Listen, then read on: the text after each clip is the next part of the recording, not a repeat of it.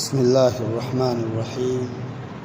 الحمد للہ رب العالمین والصلاة والسلام علی رسولہ الکریم اما بعد۔ قابل قدر معزز سامعین کرام،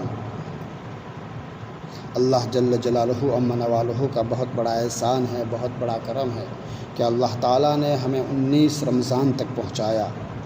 اللہ تعالیٰ ہماری تراویح کو، ہماری تلاوت کو، ہماری روزوں کو قبول فرمائے اور پوری امت مسلمہ کے حق میں نصرت، رحم، کرم کا فیصلہ فرمائے۔ اللہ تعالیٰ باقی ایام کی قدر کرنے کی توفیق عطا فرمائے۔ اب آخری عشرہ شروع ہونے جا رہا ہے۔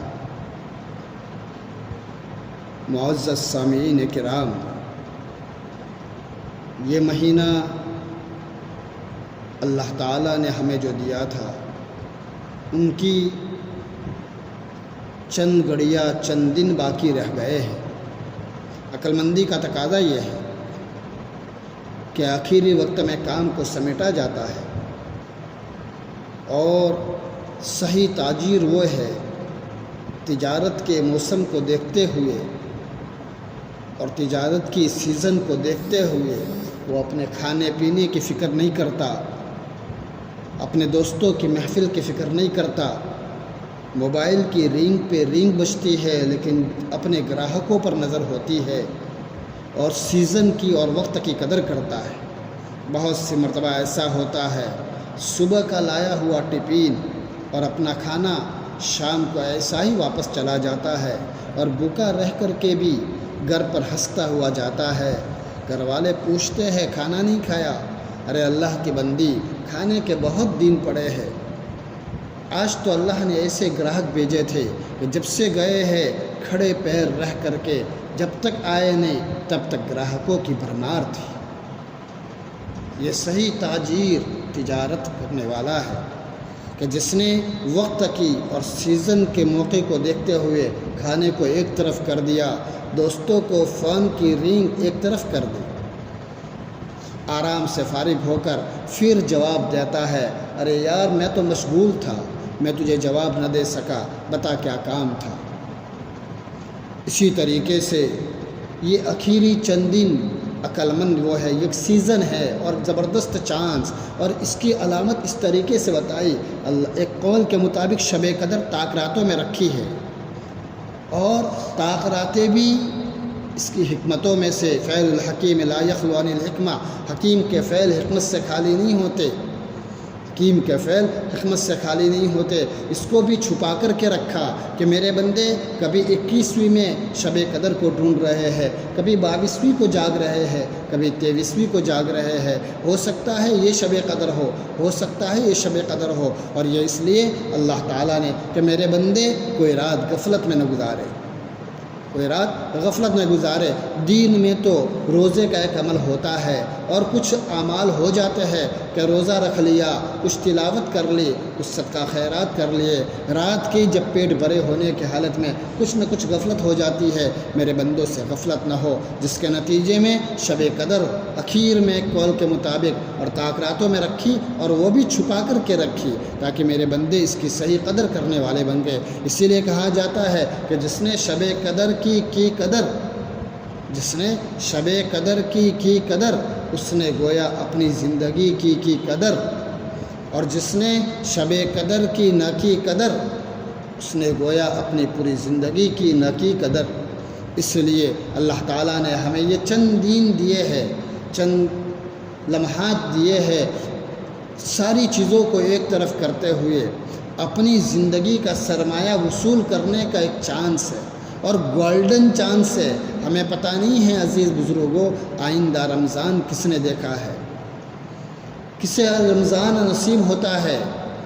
کسی کو پتہ نہیں ہے کسی کے بارے میں۔ آئندہ رمضان کو کوئی یہ کہے گا کہ ہمارے رشتہ دار کے مرے ہوئے گزشتہ 20 رمضان کو، 19 رمضان کو، 22 رمضان کو 1 سال ہو گیا۔ اسی طریقے سے ہر آدمی اپنے متعلق سوچے کہ ہو سکتا ہے آئندہ رمضان کی میری کیا گارنٹی ہے۔ اللہ نے مجھے ایک موقع دیا ہے، کبھی تو تلاوت کے ذریعے سے، کبھی تو نوافل کے ذریعے سے، کبھی تو مناجات کے ذریعے سے اللہ کی طرف متوجہ ہویا جا رہا ہو اور اللہ سے لو لگائے جا رہے ہو اور اللہ سے ایک ایک چیز مانگی جا رہی ہو، دینی ایمان کامل کو مانگا جا رہا ہو، خشوع خضوع والی نمازیں مانگی جا رہی ہو، تقوی اور توکل کو مانگا جا رہا ہو، تواضع کو مانگا جا رہا ہو، طہارت ظاہری اور باطنی طہارت کو مانگا جا رہا ہو، دینی ایک ایک نعمت کو مانگا جا رہا ہو اور دنیاوی چیزیں بھی مانگی جا رہی ہو۔ امت کو اس وقت میں جس چیز کی ضرورت ہے رو دو کر کے اللہ سے ایسے فیصلے کروائے جائے کہ رمضان پورا ہونے سے پہلے اللہ تعالیٰ اپنی مدد کے فیصلے فرماوے اور امت کی ناؤ کنارے لگ جائے، امت کی ناؤ کنارے لگ جائے۔ ہم اپنے